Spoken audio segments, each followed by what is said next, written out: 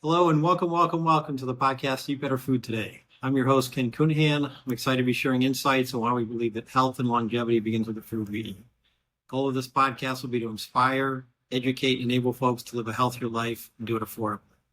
My wife and I have been on this journey for over 10 years and continue to work on it every single day. Percent of the profits from this podcast will be put towards child hunger with an initial focus on the poor suburb in America, East Cleveland, Ohio. Every time I say that, everybody's like surprised. As a reminder, please subscribe to the podcast. Subscriptions are the lifeblood for any podcast to continue. On this episode, we're grateful to have Chef Vinnie Cimino.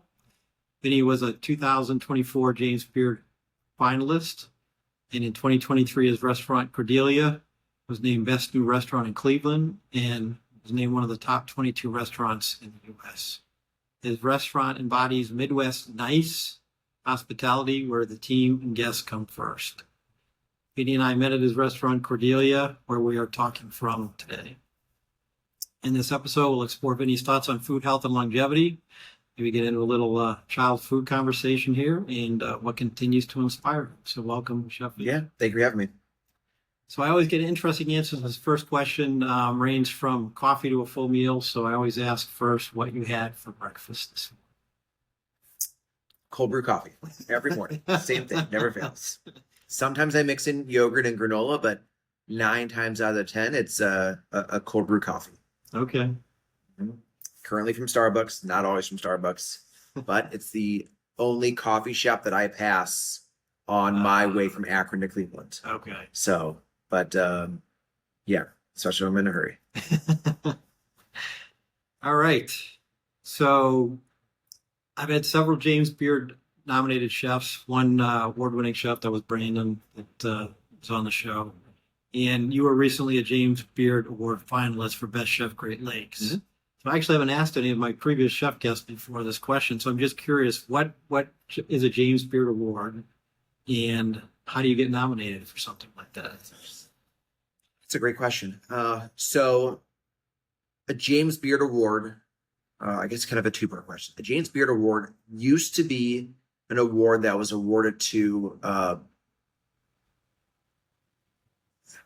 the best cooking chef, or, really for a while, it was very much a fraternity in a way. It was just everybody knew everybody. And, once you made it into this realm, it was a lot of support to one another and in very positive ways. But it was really hard to crack through.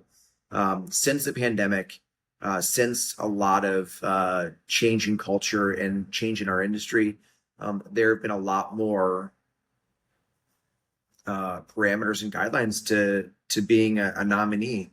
It's a lot more community engagement. It's a lot more, leadership. It's a lot more, food conscious endeavors. It's not, being a chef is so much more than just putting food on plates. Mm-hmm. It's you're have this moral imperative to your community to do better for all those around and to continue to drive and push our hospitality industry forward every day. And so I think that the James Beard Foundation has kind of started to recognize all these other things and really put focus on some of these things that obviously you have to know how to cook your way out of a box a little bit, but it's more so about what else are you doing? It's not just about the food that you're putting on plates. It's how you're delivering it, who you're delivering it to and the whys. And it's a lot more about people and community than it is just about just the food. Mm-hmm. So how you get nominated or how you become a finalist, I guess you get nominated first off. You don't nominate yourself. You're fortunate enough for people to send in a nomination on your behalf. And then that gets you into the what they call the semifinalist round. And from there, it's a series of judging with secret shoppers will come in and they'll obviously they're always looking on social media in this day and age and seeing what you're up to, what your restaurant's up to. And then they'll come in and they'll eat in your restaurant and some time, you'll never really know. and then they'll judge from there about, their experience, the food, and figure out if you're deserving enough to continue on that journey. Very cool. Mhm. So how was that experience for you? I mean, you were nominated. I think you got to go to Chicago, right? We did, yeah. So we were nominated. Or nominations came out at the end of January. I was actually in Florida cooking for Certified Angus Beef, and I had just gotten off the stage doing my version of a TED Talk on beef and what we do at the restaurant. And why we support Certified Angus Beef and the locality for them to us. And then I had run upstairs to my hotel room to change because it was rather warm, and I had to go outside and smash about 200 burgers for a bunch of meatheads. And as I was up there changing, I got a phone call from our publicist screaming at me, and I was like, "What? Are you okay? What's wrong?" And she goes like, "You did it." I was like, "What do you mean?" She goes, "You're, a nominee." I was like, and it took me like, I had to sit down for something like, what? And she goes, "You're on the list. You made the list." I was like, "Holy, very cool. Holy crap." It's something that you always strive for. It's never something that you are ever expecting. I've been fortunate to work for a number of James Beard award winners. I never thought I would be in this same conversation, I guess. It's a lot of hard work every day. The first thing I did when Elaine called, I was like, "I got to call you back." And I called my wife, and we, shared some tears of joy on that conversation, because it was, I've been doing this for a very long time, and to have that recognition was, incredible. And then, I called my partner, Andrew, and then I called my chef, Ryan, and I was just like, we, have been doing this for so long together. And, the recognition, I feel, should never be for one singular person. It takes way more to be a chef than one person. It takes way more to run a kitchen than one person. But to me, it was a validation of all the hard work over the years and how much sacrifice, especially coming out of a pandemic and not knowing what tomorrow looked like for our industry to be, in that conversation. And the same as like all the hard work that was put in here every single day. It was validating for all of our team to be like, "Oh wow, like, we're doing it." And, to have that recognition obviously brings guests in the door more, which allows us to provide more, which allows us to, make sure our staff is taken care of. And, it's just a trickle down. Nice. Well, I'm not a judge, but I've eaten here many times, and I definitely love the food. Wonderful. We appreciate that. So you're wearing, I think that's a Noodle Cat hat. No, so everybody thinks it's a Noodle Cat hat. It's actually an old Jewish baseball team. So, Okay. but yeah, it's it's everybody's like, "Oh, Noodle Cat's." Like, no, but it's fine. It's all right. All right. Well, that's kind of my next question is kind of your journey from what I've read, Belly's Deli, which is hanging up over here, in the kitchen, to Ken Stewart's, to the greenhouse, to Cordelia. So kind of what. Yeah. What did you learn along the journey, and kind of how did you get there? Yeah. So, I come from a big family, both on my mom's side and my dad's side. All family functions were really like centered around food. Every time there was big spreads of food. My dad's side was Italian, so it was always big pasta spreads and things like that. My mom's side was like, German and English, Irish, and different things on that side. So it was like, this very much just food centric gatherings. So I was always around food. I always enjoyed eating food.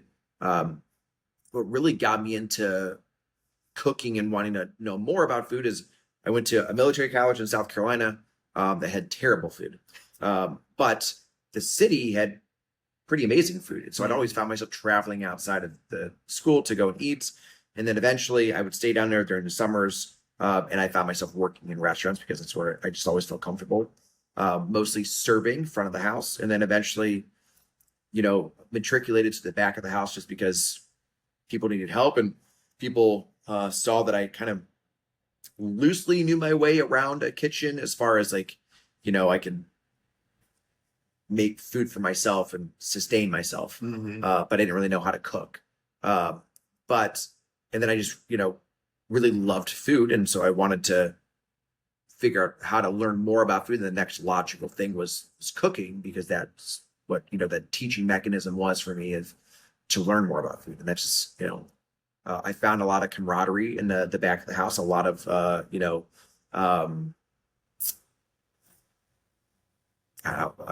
band of, misfits and miscreants and everything else, which is kind of, where I was. And it just immediately felt like this was the place that I belonged. I can't say that it was always, an upward journey. Definitely lots of ebbs and flows when it comes to cooking and working in restaurants. But, after I left Charleston, I came back to Akron, worked in a couple of restaurants as a server, and then eventually started working in the kitchen at Russo's in Peninsula, Cuyahoga Falls area. Literally because two people left one week, and they're like, hey, you know a little bit about food. You want to, we need an AM dishwasher, and we need a nighttime, pantry cook / fry cook. I was like, they're like, we'll pay you the same amount of money as you make serving. I was like, deal. So, which back then was like averaged out to be, I want to say it was like $13 an hour, which was huge for a line cook. Like that was unheard of. So, and I did that, and I started feeling more comfortable and really enjoyed the work that I was doing. And when I left Russo's, I didn't ever think about going and working in the front of the house anymore. I just always knew that I really wanted to stay cooking and doing more things back. You're working with your hands. You can be creative. You get to make people smile with the things you do. And those things were fun for me to be a part of. So I left Russo's. I started working as a line cook, and then very fastly a sous chef at a country club in Medina for a summer. And then, from there, I realized that this was an industry that I really wanted to deep dive into. And I knew I needed to, if I wanted to learn and I wanted to be better at what I was doing, I had to go to places that had people who knew more and good places. So I applied to be a pantry cook at Ken Stewart's in Akron. So I knew that that was the best restaurant, closest to me. So I being there was a very good restaurant. Yeah, I wanted to put myself, in the best restaurant around. So I started there, and eventually worked my way up to sous chef after a couple years. And I worked for Ken. I want to say it was probably total maybe about 5 years, both down in Akron at all of his restaurants. And then I helped open up the one in Cleveland, however many years ago now. Was there for about a year and a half before I applied for the third time to the Greenhouse Tavern before they finally hired me. So the first time I applied to, the first time I applied was when they were opening up Trentina. I wanted to be a sous chef or a line cook at Trentina. Well, on my interview, I forgot my resume at home. And I went there, and the chef of Greenhouse at the time was named Brian Goodman. He was, kind of gave me the runaround, and he was like, I was like, oh, you work here, which meant nothing to these guys because they were, top tier echelon of culinary at this point. They're like, well, how it really works is, if you want to be a cook at Trentina, you gotta, probably put in at least 2 years at Noodle Cat, and then maybe you be a good chance to come over to Greenhouse, put a couple years in there, and then you might eventually be able to go to Trentina. And clearly giving me a runaround of like, this is a 6-year process to become another line cook in another restaurant. I was like, yeah, wonderful. I appreciate, the time. And then eventually I saw that Greenhouse, it's probably a year later, Greenhouse was hiring for a sous chef. This time I didn't forget my resume. And they set me up for a stage. I showed up, I believe it was like 8 o'clock in the morning, and I worked until midnight. Just really proved my worth in that very long stretch a day. And eventually they offered me a position as the 4th sous chef of Greenhouse. gosh, what year was that? So 2013, maybe somewhere in there. Okay.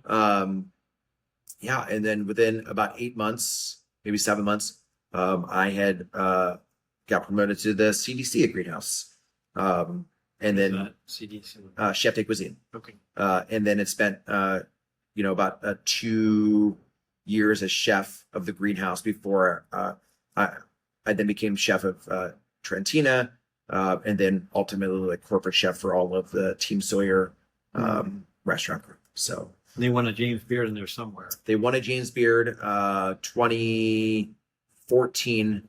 2014 they won the Beard Award. So Okay. yeah.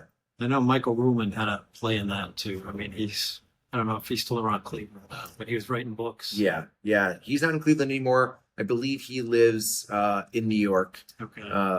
But yeah, he used to be here. I actually remember when going to his estate sale when they were selling, and his wife were getting divorced and they sold the house. I was like, man, all these great things in my world. Imagine that. Cook's dream. But so worked for Jonathan for a number of years. Left. So Trentina closed down. Sounds like a great restaurant. It was a great restaurant. So Noodle Cat had closed down downtown. They'd opened one up at Crocker Park, and then I was primarily at the time running Trentina because there was nobody else. But eventually, Trentina closed down. They didn't renew their lease, and Jonathan kind of looked at me and was like, "Well, we only have one restaurant, so there's no need for a corporate chef." And writing was on the wall. So, luckily, through our work together, I was able to make some relationships with other chefs, and got a job working for Michael Schwartz in the opening of Michael's Genuine Food and Drink in Shaker Heights. Yeah. Okay. So I was the opening chef there for not very long. Mm-hmm. It's just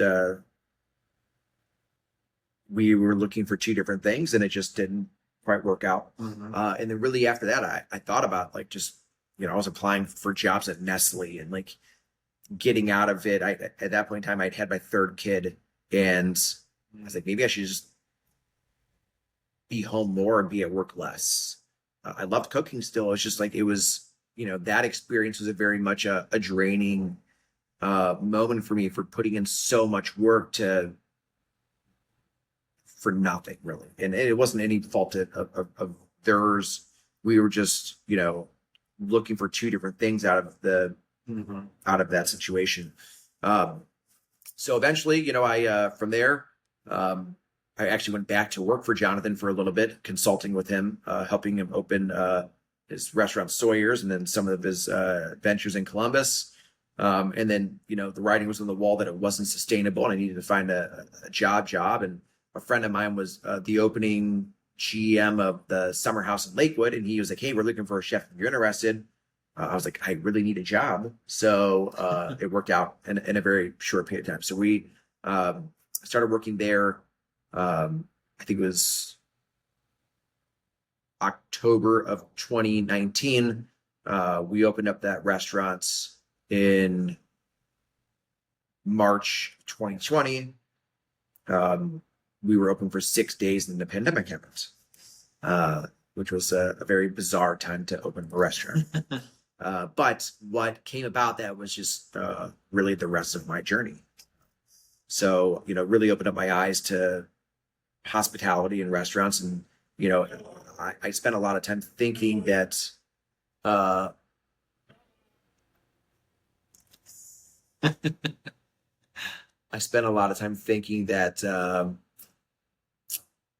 restaurants are about food. Mm-hmm. Yeah, that's what I knew. Right. But once the pandemic hit, it wasn't necessarily, I realized it wasn't necessarily just about the food, it's about the people. Because without the people, you have no food. Right. So, day one of the pandemic, we launched a program called Places Vinnie. We cleared up, we just opened up a restaurant. So we had tons of food. We cooked for our entire staff and sent food home with everybody because we didn't know how long it was going to last. And we honestly didn't think it was going to last that long. And, put everything in the freezers that we could. And then as another week went on, we pulled everything out of the freezers and cooked that and fed our staff. And, all of a sudden we found more people showing up for these things and, just our staff because, more people meet needs. And then it expanded as What do you mean more people? What besides the staff? other industry professionals, Okay. other restaurant workers, barbers, tattoo artists, anybody who was like affected by like a in-person relationship with somebody. And these were all industries that were living, I don't want to say paycheck to paycheck, but like they didn't have an ability to make money other ways other than like me handing you money, for this service right now. Right. So, so we just, it went from a very much a restaurant thing to over, the 3-month period that we were really running this full time to like the entire city. And we eventually had to move our Cleveland Family Meal project to Salt and set up a market really in their parking lot. And we would just have like 8 folding tables full of food, and there would be a line of 200 people, and just eventually we'd be there for 4 hours, and they'd clean us out, and we would pack everything up, and then we'd do 2 to 3 of those a week. So people would donate the food to us, we'd cook the food, people would donate goods, and we just put them out, whether they were diapers or toothpaste or whatever it is. That we just kept doing that, and we did that for quite some time. It's still an active 501(c) now that we utilize to raise funds for, not necessarily for out of work hospitality workers anymore, but for others in need, whether the refugee response, or Ukrainian immigrants coming in, or last year we partnered with the refugee response because they were looking to install a washer and dryer into a building that they'd found housing for a bunch of refugees, but they didn't have any way to wash anything on site, so they were doing that. So I think we raised, it was $5,000 to help them install a washroom on site. So you're still doing that on a regular basis, or just on an as needed basis? Now it just, with the world being different, things are different. Yeah. So we still try to extend our philanthropic arm as much as possible every day. So Cleveland Family Meal is still active. It's a chapter of Food Conscious now, which is a greater 501(c). So what Food Conscious is in the process of doing now, we go around and we cook for the kids at the refugee response. We go around and cook for seniors at assisted living facilities on food education. And in that same breath, just broke ground on a brand new senior assisted living facility in North Ridgeville that's supposed to be aimed really at food education, some gardens on site, some different things to help continue to provide more health benefits for elderly folks. Should have had you at the Normandy with my mother-in-law lived there. There you go. But I mean, I think with everything is as long as you're trying to do a little bit better for those around you every day, it's what matters. And that's kind of where we lay our heads now. Is we're currently partnering with the West Side Market, helping them raise critical funds for that space. I mean, we know how integral that is, that space is to our community, our restaurant, everything. And now that they officially are run by a 501(c), we're able to help out a lot more. So we've actively gone in and done social media videos where we go out of our way to support vendors inside the markets. We are working on doing fundraising dinners here at the restaurants. We find things that are important to us in our community, and we want to continue to make sure that those things thrive. Very nice. Yeah, refugee response, or I think it's called Reconnect now. Resource. Resource. Now, yep. Yeah, it's on the campus of my wife's school, Urban Community Schools. We got a nice new house there. They're doing really well. They're doing great. Yeah. We just went to their annual fundraiser a couple weeks ago. We cooked out there, but I mean, that's where we spend a lot of time doing now is those benefit asks. We the week week after we did the refugee the REAP benefit for resource, we went and cooked with Chef Todd at Serenity in Medina. Another like incredible project that is started off by Brandon at Edwin's, but instead of it being for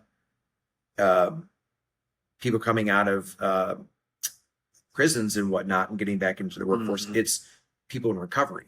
So just these very good community driven initiatives, and we like to support good people who are doing good things. So one of the things that I'm trying to work with my wife's school on with this whole Alice Waters conversation we have is, so back to like the school lunches. So you got basically refugee response, a resource now. We got the Ohio City Farm. There's no reason you can't take what's grown at Ohio City Farm and use some of that to feed kids at schools. I mean, they're growing things locally. It's literally right down the street. Yes. I would say yes. I do know that the Ohio City Farm does a lot of CSA. Yes. That's how they make a lot of their money in order to put back into the farm and into the community and support those folks. I do know that I get a email every week from Rachel about what is available from the farm outside of those CSAs. And it's not a whole lot. Okay. I mean, it's not, I hate to say this on air, but I privately talked to Rachel and was like, hey, just save me all your tomatoes. I will buy every single one of your tomatoes in season. And she graciously did, knowing that she had an outlet for them. And we did. We bought every single tomato that didn't go into a CSA, and it came through our restaurant. Well, it wasn't even enough tomatoes for us to get through an entire week just from her farm. We were using tomatoes from 3 other farms at the same time. Like, granted, it's a busy restaurant, Right. but just to give you an idea of like, that one farm, we were able to get 60 pounds of tomatoes a week from, 60 pounds of tomatoes going to feed a bunch of kids every week either isn't going to get you very far. So there's a limit to what they really can do. And I don't even know if they put all that food to work on that farm, if it would be a sustainable practice, just because knowing how big the farm is and knowing how much food you really do need to feed people is, it doesn't always equate. And that's why I think that what farmers do is just like, we think that our industry got hit really hard when the pandemic happened. Like, their industry was even more so devastated. And that's why we go out of our way to work with so many local farms, because we know how hard it is that they do what they do. And frankly, like, how ill compensated they are for how much work that goes into it. They're the unsung hero of, and we have, it's our job to be able to tell their story through the food on our plate, so we can bring more awareness to what they do. So people will instead, they'll go skip us sometimes and go straight to them to get foods and produce or protein, or whatever it is they're getting, and then they can sell those things in more of a higher market, and then they can make more money, and then they can continue to do more things, do better things, and then we get the repeat rewards of having this great food in our restaurants because they're continuing to be successful by growing or raising or whatever it is they're doing. So yeah, and at the Alice Waters event this weekend, she had it's a citrus farmer, like 6th generation from California. But so she got up, and her name was Anna. She presented and basically said she's formed like this co-op of farmers, like a group of, I forget how many, should say 2 dozen farmers. And instead of going through a middle person where she would sell, I don't know, with $16 or something, I don't know, a bushel or whatever of oranges, they were able to go directly to the end user, like in your case, a restaurant, and go from $16 to $35 because you cut out the middleman, and she's can sell for less to the end user too, because you're cutting out. So not only she's doubling her money and decreasing the price to the end user. So it's kind of like something I'm trying to figure out is how do you make more connections like that? Because it's better for the farmer, it's better for you. Yeah, I'd rather put more money in the farmer's hands. Yeah. And that's what we do.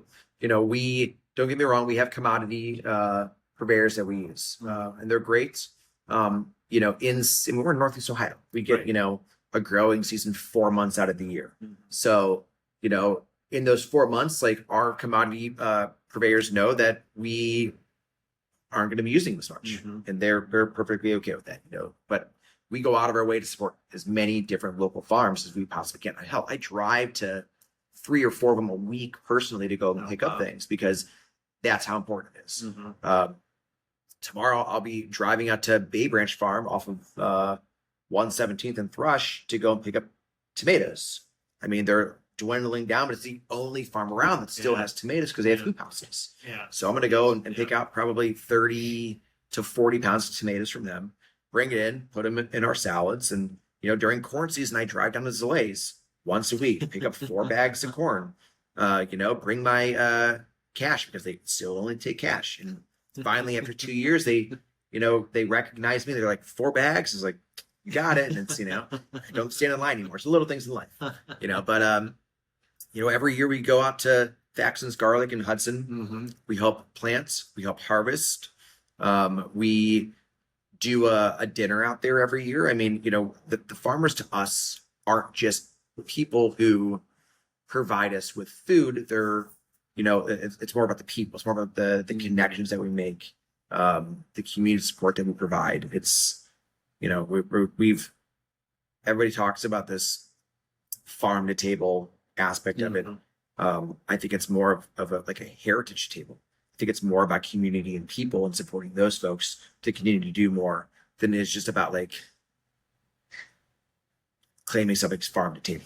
Right. So I don't just buy the food because it's good food. I buy it because it's good people, producing this good food. Yeah, I mean, as community, you're doing something for the local community, the local economy. The food also tastes better. Yeah. I mean, local food, instead of being shipped from somewhere outside of the U.S., Peru or South America or something, it's going to taste better. Yeah. Can I talk to one of you two about the copy machine? Yeah. How can I help?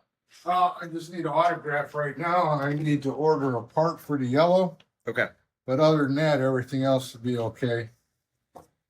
All right. I'll get that ordered and be back as soon as it'll come in. Thank you. All right. Have a good day. I lost my train of thought, but all right. So let's talk about Cordelia. So how did that come to be from your journey? How did you end up in this space? So after Summer House, and I wasn't there very long, I had left there to go and open. I was slated to be the opening chef of Immigrant Son in Lakewood. That kept getting pushed out, to eventually, I needed to figure something else out. I was in the process of some conversations with House 330 in Akron. I was really community driven, and I was really wanting to stay in that lane of being able to provide more for more folks, doing good things. And, I really loved the work that I was doing with Cleveland Family Meal, and just, it didn't make any money, but it was, it was amazing to be able to feed people. And then, randomly I was applying for other jobs online, just trying to see what was out there. And I came across an Indeed ad that, said something about, opening up a new restaurant in Cleveland, looking for a partner, James Beard, aiming for, James Beard recognition, all these things. And not very many people talk like that in Cleveland. It's not it just doesn't go that way. Yeah. So there was very certain verbiage in there. I was like, okay, I'm gonna throw my hat in this. Well, eventually, and this is months later, I got a phone call or a text message from my now partner, Andrew Watts, asking if I would like to grab a cup of coffee and just catch up. I said, I've always been in mind of I say yes, because you never know what's going to happen out of things. And now it never hurts to have a conversation. And I said, sure. And we met up at Rising Star downtown for coffee. And, we walked down the street and talked about our time at Greenhouse and, the interesting times that we had. And, eventually he, opened up the door to Lola. And he was like, well, it's like, I'm, want to open up a restaurant here. And he goes, what are would set something that'd be interesting to you. And, we looked around and, I told everybody for the longest time, like, I opened up a lot of restaurants over my career, always the bridesmaid, never the bride, kind of thing. Never my restaurant. I helped a lot of other people open up restaurants, and I got pretty good at it.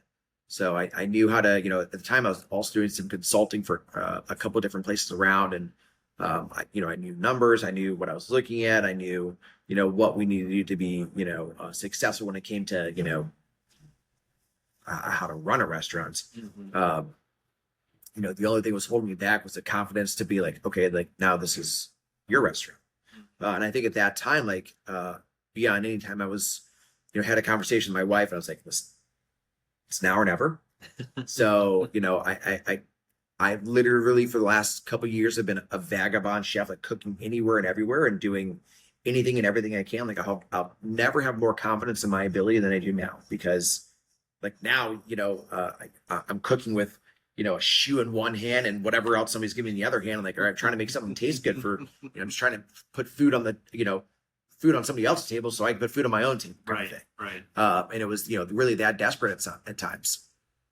But so we had some really honest conversations and understood that we were really like had a lot of the same morals when it came to hospitality. A lot of the same, we wanted to accomplish a lot of the same things. And yes, like there was, talk of awards, and mostly it was about, we wanted to take care of people. We knew that, the pandemic shone this not so great spotlight on our industry.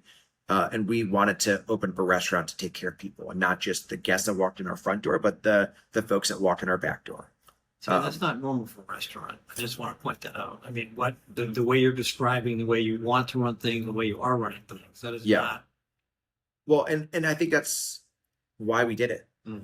We wanted to do it differently. We wanted to focus our attention on hospitality, inward just as much as we do outward. So, and it was important to us. People were important to us. We knew that the two of us, no matter what we did, we're only two people, and we needed a lot more to be able to run a restaurant.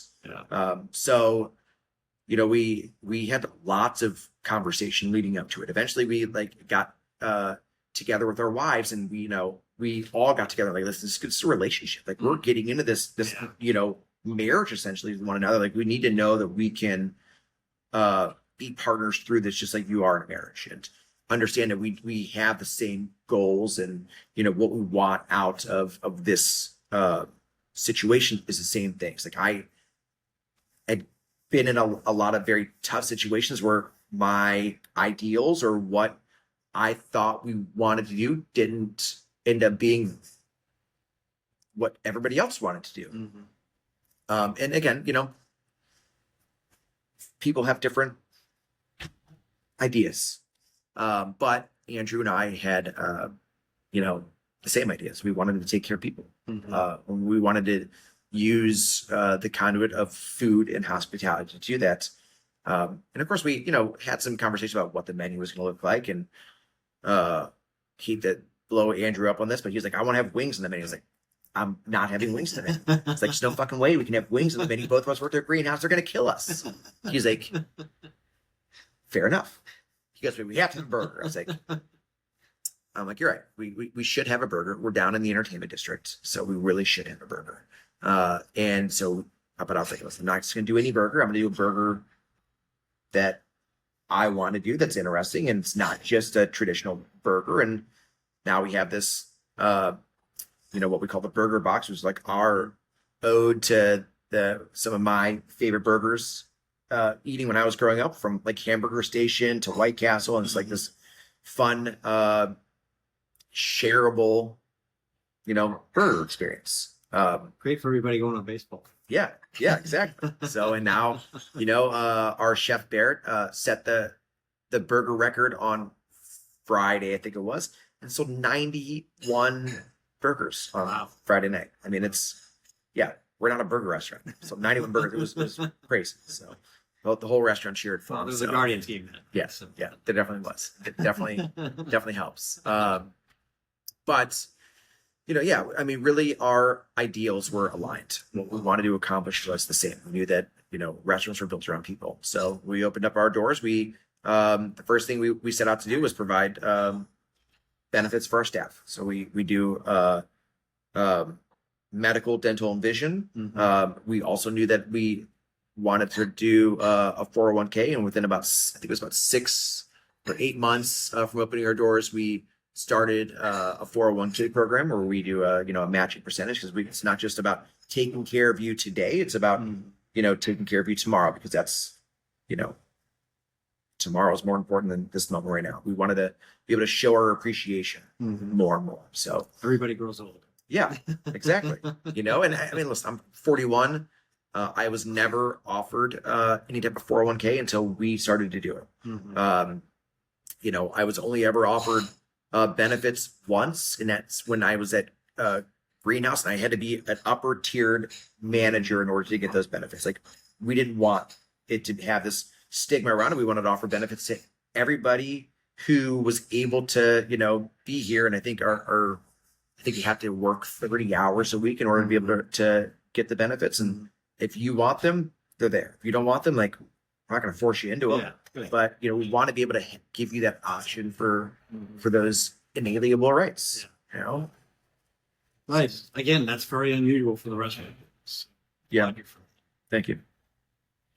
So how do you define Midwest Nice? I noticed that T-shirt we're coming in too. Midwest Nice. So to that, that's our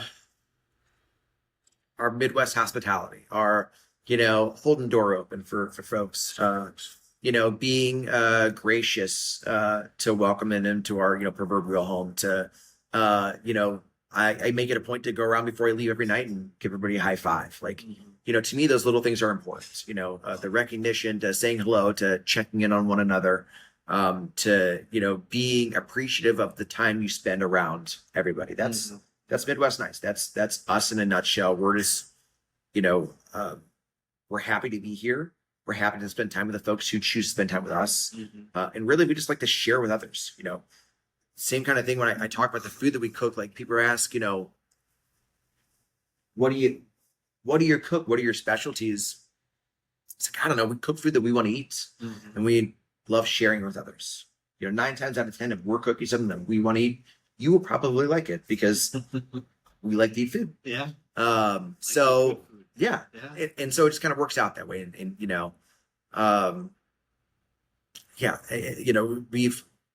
we lean into our Midwest heritage. We lean into, what our grandparents taught us about hospitality, and just kind of like roll with that. We enjoy what we do. We enjoy, sharing it with others, and really just kind of having fun all around.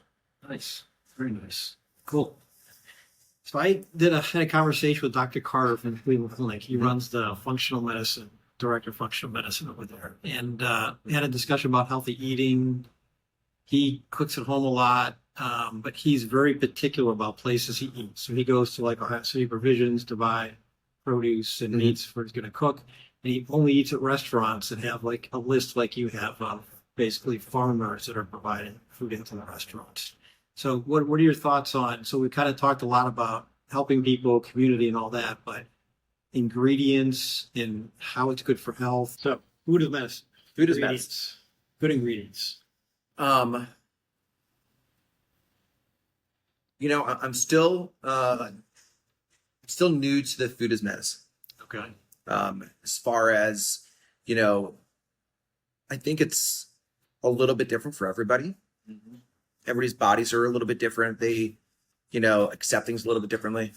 I will say that before we went to Chicago for the Beard Awards, I was like, I got to get in shape. I got to put on a tux kind of thing. So I went on a keto diet for about a month, a little over a month.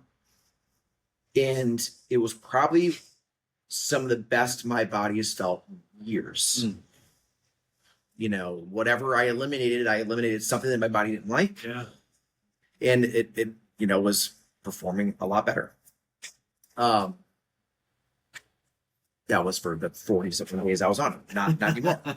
But I will say that, you know, the way that we process food in the U.S. is, you know, kind of crazy. We you know, take grains and strip everything out and then re-add, you know, vitamins and nutrients back into it. Like none of it makes sense. But so our part is like, listen, you know, instead of buying these processed things, let's just go straight to the source. You know, let's, you know, we, you know, support farms because they have great ingredients. They do. Those great ingredients allow us to cook really good food. Mm-hmm. So it also helps support the ecosystem of providing, you know, straight to the farmer, cutting out a middleman, getting better, you know, produce or proteins or whatever it is that we're getting, and knowing, you know, building those relationships and knowing what is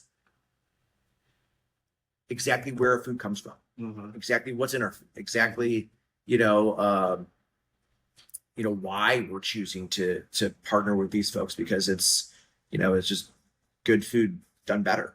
So, and to us, that's, you know, the important thing. And it's, you know, it's less about food as medicine and more about, you know, understanding where our food comes from, which I think probably correlate a lot. Yeah. And we just don't realize it. But we focus on the building the partnerships and the building the relationships with our farmers, because they're the people and who they are, rather than you know, understanding that their food is more health benefits and stuff like that. But yeah, I mean, I guess they 100% do correlate. Granted, we're a restaurant, we cook with a lot of butter. You know, it's butter tastes good, fat tastes good. You know, but you know, I think that it's a little bit different. We cook everything from scratch. You know, we don't bring in processed goods. That's not true. We do buy a lot of Duke's mayonnaise, but you know, we don't make ketchup. We buy Heinz because, you know, two things you can't really beat. But the majority of everything else is, you know, we cook really everything else from scratch. So, which is probably, in my eyes, you know, seems healthier than It is something.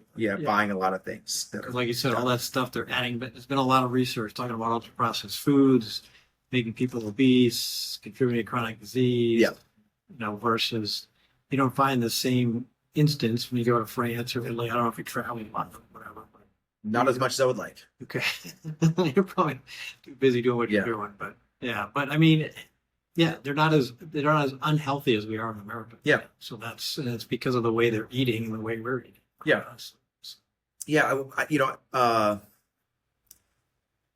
Americans tend to focus on, I don't know, like, I don't want to say the wrong things, but like just the things that you know, we were so concerned for so long about the you know, the pork industry and stuff like that, and you know, now the pork industry is you know, a great entity. Like, it's well run, it's organized. You know, there's a lot more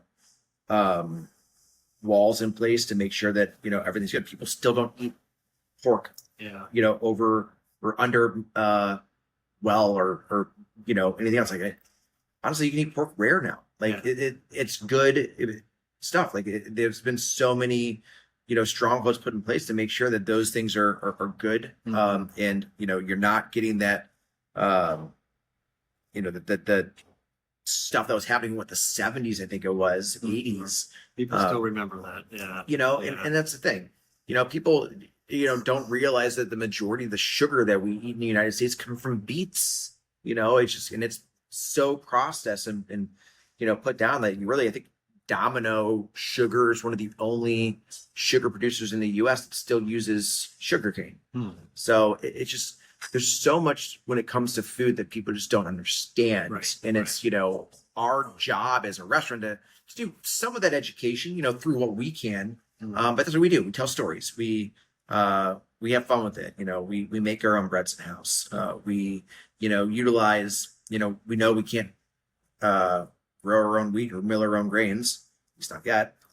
So we bring in, you know, good products like, you know, King Arthur flowers and stuff like that, and understand, like, all right, we know that these people have a good system, so we're going to bring in that system and be able to use it. Same with our seafood. Like, we're a landlocked state other than the Great Lakes, so we rely on Tom at Kate's Fish to bring in really good seafood from either farmers or fishermen that he has relationships with, that he knows are doing the right things and sustainability and having proper practices, because he's our conduit to those ingredients. Obviously, where we, as you know, I go out to the farms and I meet these folks.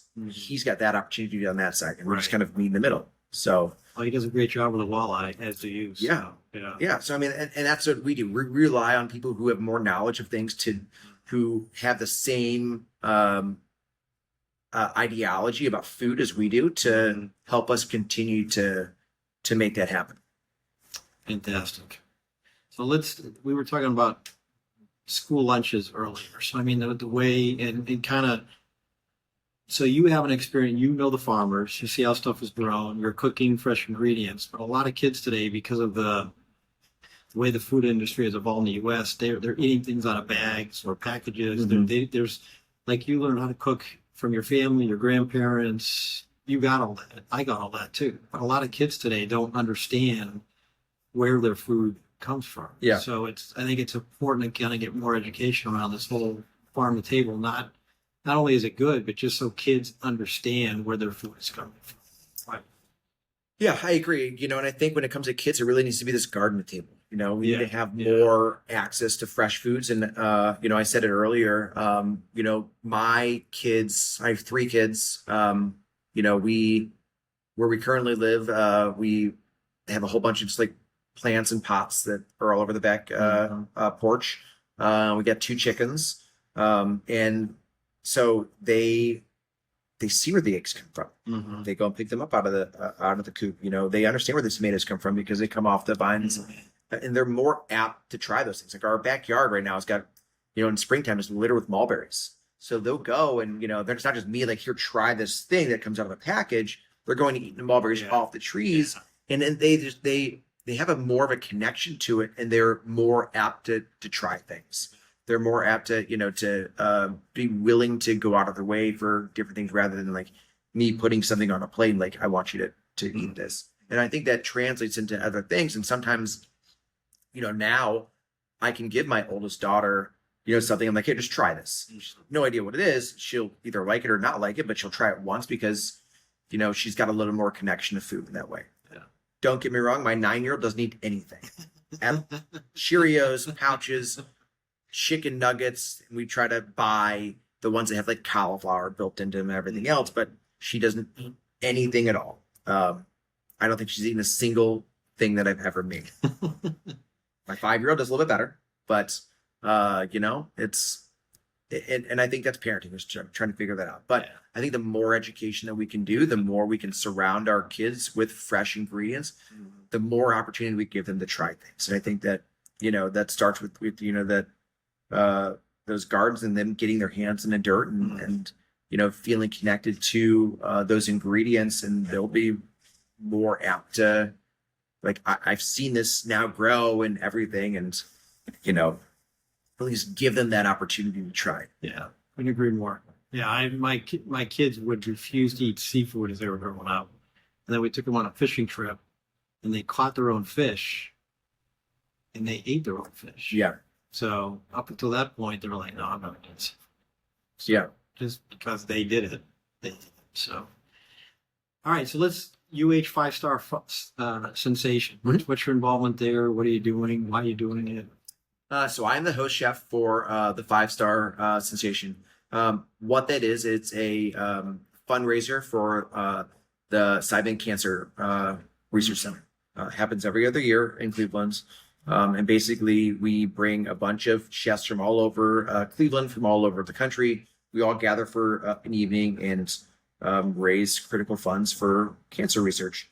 You know, it's close to me because you know, my grandfather passed away of cancer, of colon cancer when I was 4. So, you know, it's always been something that's, you know, been in my family and around, and we've had some other bouts with cancer as things have, you know, time has gone on. But, you know, again, it's ways that we can give back to our community. You know, the Simon Cancer Center has been, you know, great for a number of reasons. I have a colleague now who's going through treatment in that center. It's one of the best in the country, and we owe it to our community here in Cleveland and to those folks to help support any way we can. And something that's something like cancer hits home a lot more often these days, and it hit my home, and we're going to do what we can to hopefully help it hit less homes in the future. Nice. So if somebody wanted to, other than coming to your restaurant and eating here, if somebody wanted to kind of start doing healthier things themselves, what's one first step somebody at home could start doing tomorrow? I think it's ingredient sourcing. Really, that's the basis. And just cook.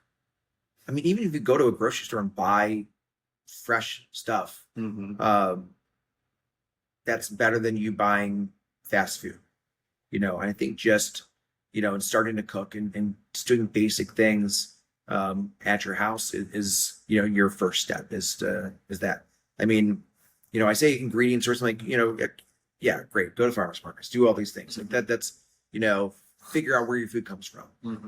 But if you don't cook it, it really doesn't do you any good. Right. So if you start the very simple things, just like start cooking at your house for yourself, for your family. Doesn't have to be anything extravagant. Doesn't have to be anything, crazy. Be one pot things, season your chicken or a couple days in advance, throw it in the oven, whatever it is.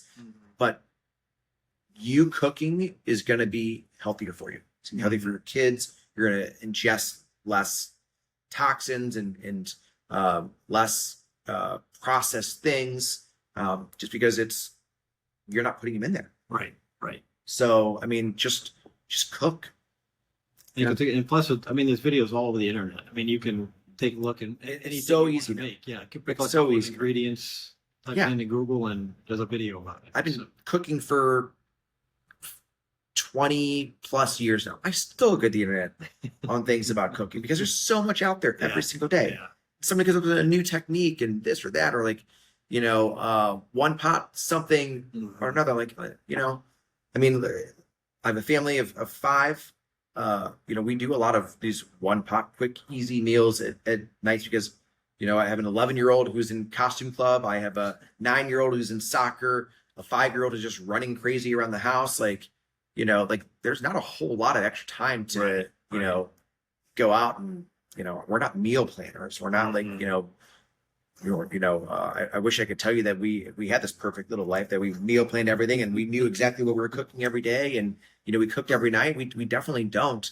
But the days that I'm home, I make sure to go out of my way to cook family meals because that's what we like. And we sit around the table, we talk, we eat, and, it's always better than going out to restaurants because you get more connection. You know exactly what you're eating because you know exactly where it came from because you got it. Yeah, and you're making the connection with your family to kind of sit down and have a meal together versus everybody going and doing. It's a very purposeful thing, which is nice. So that kind of leads in. Did you remember a recipe?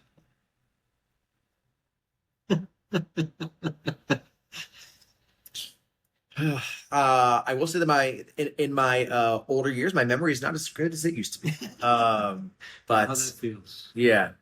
I rely on a lot of note taking and a lot of looking back at notes and understanding like and I think that's kind of how we cook here. It's is remembrance in a way of like you see something and it makes you stirs up emotions and feelings and stuff like that. So how about just from memory? Like what is your favorite recipe to make?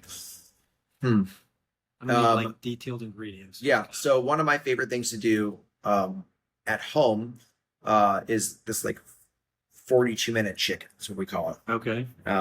So we buy a whole chicken. We typically go to the Whole Foods and get one of the air chilled ones because they tend to have a little bit less moisture in them. We spatchcock them. We take all the breast plate bones out. We keep the wing bones and the leg bones in. And then I will salt cure it for about 3 days in the cooler on a resting rack and a sheet tray. After 3 days, I'll bring our big non-stick, I think it's like 12-inch skillet out. and I'll put the chicken in skin side down. Skin side down. Okay. Skin side down, so flesh up. Yeah. In a cold pan, and I'll turn it on like medium low. I'll walk away for about 35 minutes, and basically by the time I come back, the chicken is cooking from the skin side up, and then all of that skin is like rendering out all its fat, and then getting really crispy. So the last couple minutes, I flip it over just to finish it, and then serve it from there, whatever vegetables we have. But what I love about that dish is that it's easy. I can do a bunch of different things at the same time. It's really freaking good. I mean, you know how hard it is to get like really perfect crispy chicken skin, you know? So it takes a little bit longer, but when you really think about it, it doesn't take any longer than anything else normally, because this is just time that you're not doing anything. Yeah. So, but So it's what did you put on it before the in the fridge? salt. Yeah, I do salt and a little bit of brown sugar. Okay. But normally it's just salt. You can add some other ingredients here and there, you know, seasons you want, but you know, once it gets to that end part and I flip it onto its flesh, I'll typically put a bunch of butter and some herbs in it and kind of finish basting it here and there just to add some things, and you know, whatever roasted vegetables we have in the oven. That's it. That's what we do for Thanksgiving too. So we don't eat a lot of turkey. We, you know, 5 of us in the house, I think only 2 like turkeys. So there's no point in buying a large bird. Yeah. So we cook this chicken for Thanksgiving too. So yeah. Okay. Nice. Yeah. Right. It's delicious. I'm telling you, 42-minute chicken. I can work with that, and that's it sounds like it's under $25. That's kind of the goal Yeah, for sure. I mean, I think we average, you know, buy, I think it's like a $16 whole chicken from Whole Foods. And then really it's whatever veggies we have around. We just toss and season and roast. But it's I don't want to say it's a foolproof method. You do need to have some patience. As long as you have some patience and you're cool with, like, you know, not immediate gratification of that chicken cooking, it's great. It's definitely a tried and true, you know, technique, I guess, more than anything else. And it's just, you know, just got to make sure you got 3 days to keep that chicken laying flat in your refrigerator to draw out the moisture, and then 35 minutes to 40 minutes to cook it on the stovetop. And it's skin side down in the fridge. Skin side down in the to fridge. start. In the fridge too. No, skin side up in the fridge. Okay. Um, in the fridge, down on the pan. Yes. Okay. Yeah, exactly. Then You'll see the skin like after day 3, like it'll look kind of leathery, but that's what you want. So you'll have a bunch of moisture starting to gather in your pan under the resting rack, and yeah, like I said, it's the best way that I've ever found to make chicken. We tried to. I haven't figured out how to put it on the menu yet at a restaurant, because I don't know how many people want to wait 42 minutes for chicken. But you know, one of these days we'll figure it out. have a drink, have a salad, appetizer. Yeah, It's 42 minutes. yeah, that's very true. That's very true. We have French tops, so there's only one level of like warming on them, and it's just hot. So there's no like cold to start. There's no slow and low. It's hot and fast. Gotcha. But helps us for most other things. And you said medium? Medium to low. Yeah. Medium to low. Yep. Okay. Yeah. Medium low. You just kind of let it do its thing, because eventually the skin will heat up, and it'll heat up the fat, and it'll start rendering out the fat from all the skin, and then, you know, the skin will start cooking in that fat, and then it'll just continue to start cooking up, and then you'll see, you know, obviously the opaqueness of the chicken goes to white, and you'll start to see the whiteness coming up over the breasts, and then like the little bits in the inside are still raw chicken. Just flip it over, finish it for a couple minutes, and that's it. Nice. Yeah, and you can make a salad while it's cooking. You can stick some veggies in the oven and cook them for whatever. And yeah, very easy. It's got to have a big non-stick to fit the chicken in. Okay. And try to get the skin stretched out as much as possible, because you need all your skin to be touching a surface. So Okay. yeah, the hard part is the butchering part to begin with. Cutting out the backbones, cutting out all the breastplates, you know, cutting out all the bones. It really doesn't matter what it looks like on the inside, because you're not doing it for show. You're just doing it to make sure all your skin is touching. The more bones you take out, the more surface area you get for the skin to be malleable to touch the pan. And you could just cut out the breastbone. I mean, you don't have to cut out. Yeah. And there are videos on that too. Really easy. Yeah. It is. We actually have a video on our social media, how to spatchcock a bird. Okay, there you Yeah. go. All right. We did it a couple years ago for Thanksgiving. Okay. I'll put a link to that in the podcast. Yeah. So, but yeah, 42-minute chicken. Something I saw online years and years ago. I was like, that sounds like a good chicken. Still doing it today. Nice. Yes. All right. Well, I'm going to wrap with one little commercial for healthy eating here. So, not a paid commercial, but so we're trying to get more back to this whole farm to table kind of conversation here. So I post on the on my website and then also on the podcast. Basically, there's a link, and you can put in your state in like beginning of October, mid October, end of October, and it will tell you all the fresh vegetables that are available in whatever state you are. Yeah, love that. So I've been posting that, and like right now for the month of October, there are 60 fresh fruits and vegetables that you can buy in Ohio. So that means you go to Whole Foods, Heinen's, Farmers Market, wherever you shop, and you can buy these 60 different ingredients. So just a couple to kind of name off for me. Apples are great this time of year. Great.